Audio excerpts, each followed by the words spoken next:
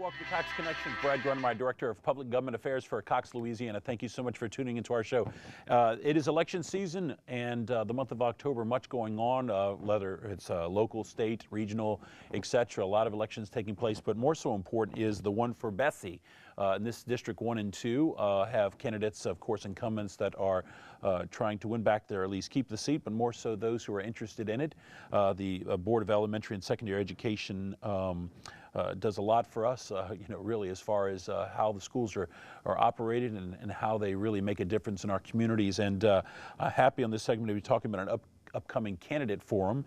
And to talk about that, we have Ms. Jodi Aamodt, who is the board member for KIPP New Orleans and a secretary charter board council of New Orleans. I'm saying that a little bit out of place there. Sorry about that, Jodi.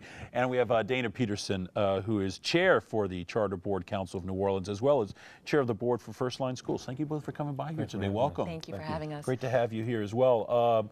As I said in the beginning, there's a lot of elections for a lot of key positions, but when you think of the landscape of what's going on, no so more important is what's going on in really this very critical time in education in our state, and more so here in our region.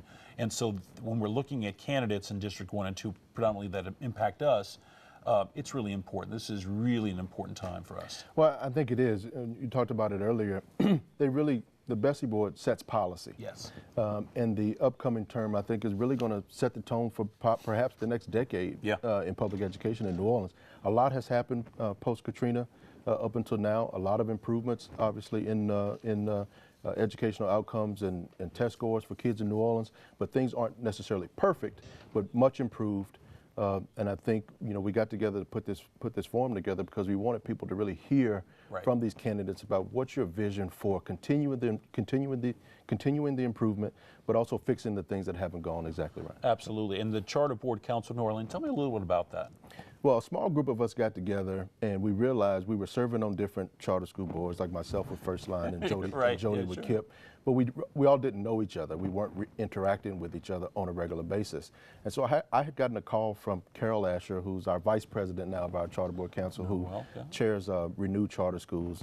And she was really looking for some advice on growing pains. Their organization was growing as ours had recently grown from 2 schools to 4 schools, and KIPP had grown tremendously.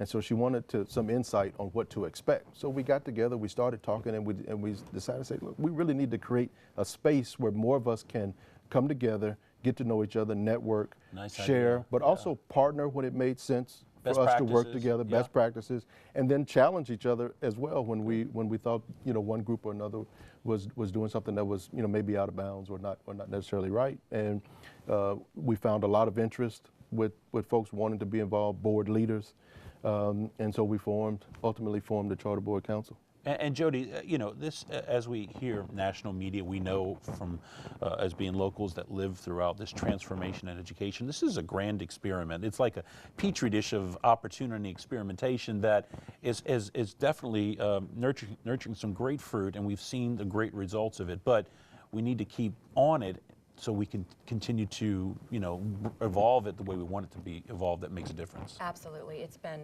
incredible. And some amazing things have been happening in Orleans Parish with education. But, just like you said, the whole country is watching what's happening here. And it is an experiment, and it is an experiment that has to succeed.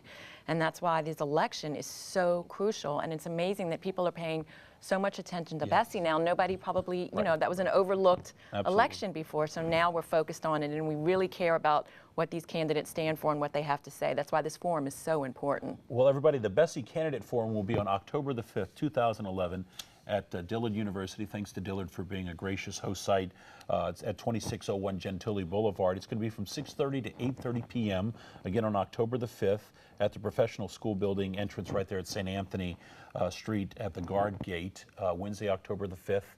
6:30, 8:30 p.m. It's going to be a great location for this. Tell us a little bit, if you wouldn't mind, Dana, what is to expect? We're having both districts, 1 and 2. Yes.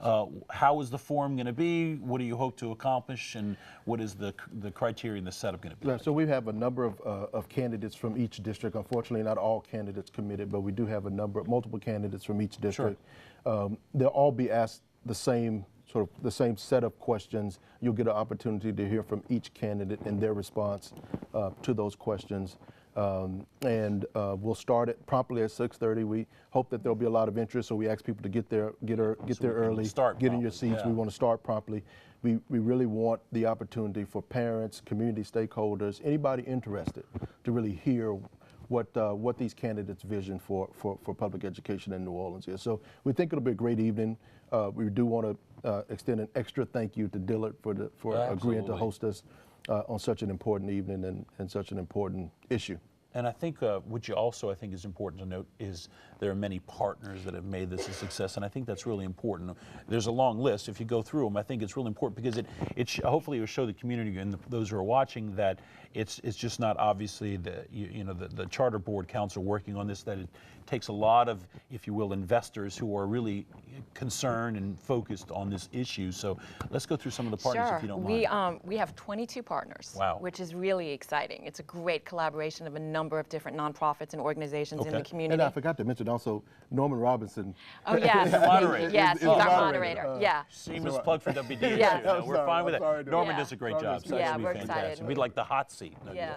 So I can really quickly tell you Go some of ahead. our partners: the Louisiana Association of Public Charter Schools, the East Bank Collaborative of Charter Schools, the Young Leadership Council, Citizens for One Greater New Orleans, Bureau of Governmental Research, the Cowan Institute, the Black Alliance for Educational Options, New Orleans Chamber of Commerce, the Urban League, the United Negro College Fund, Orleans Public Education Network, Engage NOLA, New Schools for New Orleans, Neighborhood Partnership Network, Algiers Economic Development Foundation, New Orleans Regional Black Chamber of Commerce, Puentes New Orleans, Vietnamese Initiatives in Economic Training, the Hispanic Chamber of Commerce, NOLA Parent Organizing Network, Greater New Orleans Education Foundation, and Baptist Community Ministries. You know, it blows my mind. A lot of those didn't even exist prior to Katrina, which says a lot. I mean, it does say a lot. People are just not waiting for government.